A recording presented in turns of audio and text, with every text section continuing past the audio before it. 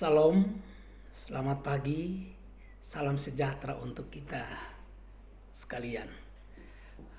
Umat Tuhan yang diberkati oleh Yesus Kristus. Saat ini Bimas Kristen kembali hadir memberikan renungan hidup sebagai orang percaya dalam perjalanan hidup yang kini dan sedang kita jalani.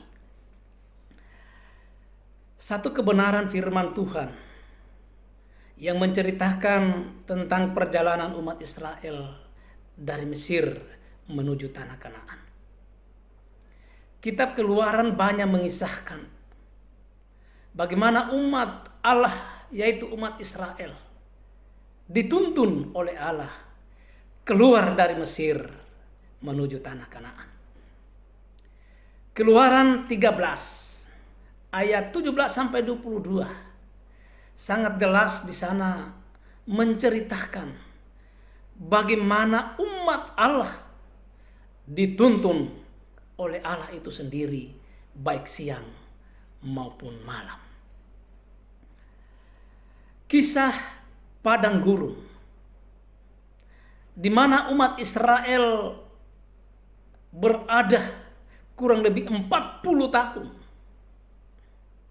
mengisahkan banyak hal, banyak nilai-nilai edukasi secara moral, tetapi juga secara spiritual yang hendak diperbuat oleh Allah bagi umat Israel sebagai umat milik kepunyaannya.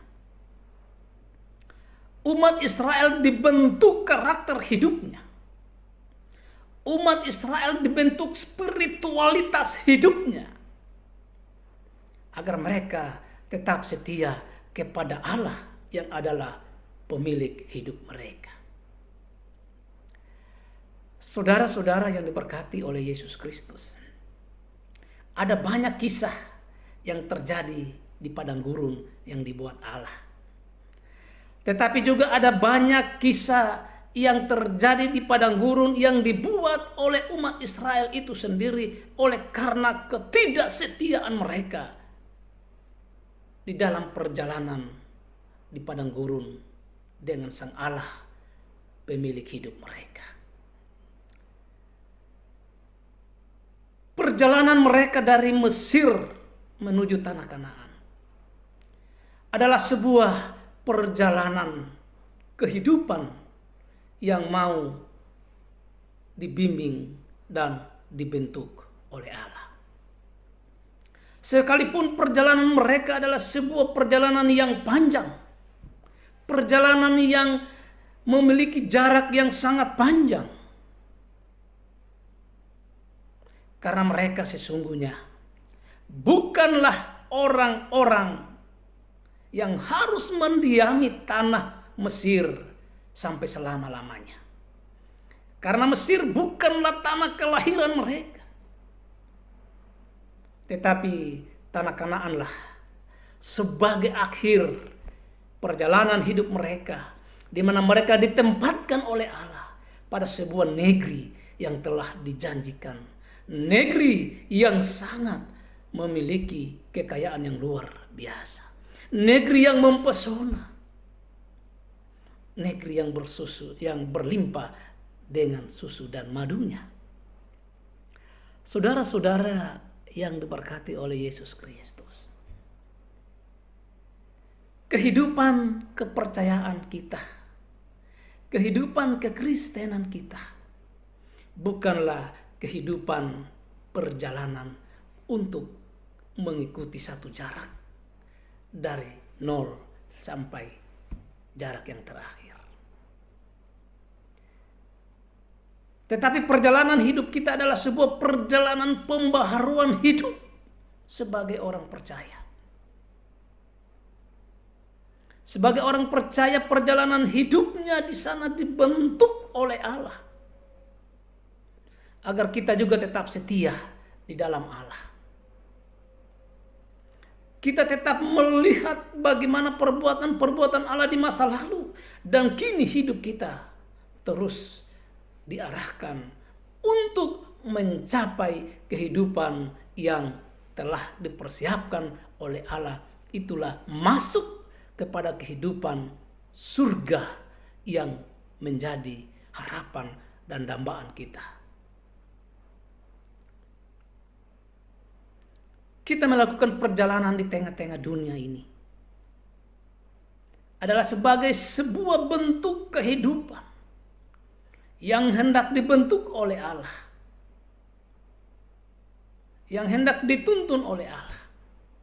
Tetapi kita menunjukkan sikap kesetiaan kita, sikap pembentukan karakter iman kita yang kuat di dalam Kristus, sehingga kita adalah orang-orang yang mampu berjalan di dalam Yesus.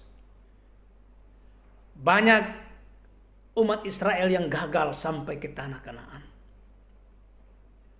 Mereka tidak menikmati tanah perjanjian yang telah diberikan oleh Allah. Mereka mati di padang gurun. Demikian pula halnya dengan kita. Bisa saja terjadi kita tidak akan sampai ke sebuah tanah yang telah disiapkan oleh Allah. Sebuah tempat yang disiapkan oleh Allah. Itulah surga sebagai tempat terakhir di mana kita bersama-sama dengan Kristus. Banyak orang yang gagal mengiring Yesus di tengah-tengah perjalanannya. Dia berbalik meninggalkan Kristus yang tadinya menuntun perjalanan hidupnya. Tetapi karena ketidaksetiaannya, dia meninggalkan Kristus. Karena itu saudara-saudara, tetaplah setia di dalam Yesus. Siang dan malam, penyertaan Tuhan itu selalu terjadi dan kita nikmati. Tidak ada yang kurang penyertaan Allah bagi umat Israel sampai ke tanah Kanaan. Demikian juga halnya dengan kita. Tidak ada yang kurang penyertaan Yesus Kristus di dalam hidup kita yang terus setia mengandalkan Kristus. Persoalannya adalah, apakah kita mau setia dengan Yesus dalam menjalani hidup ini? Amin.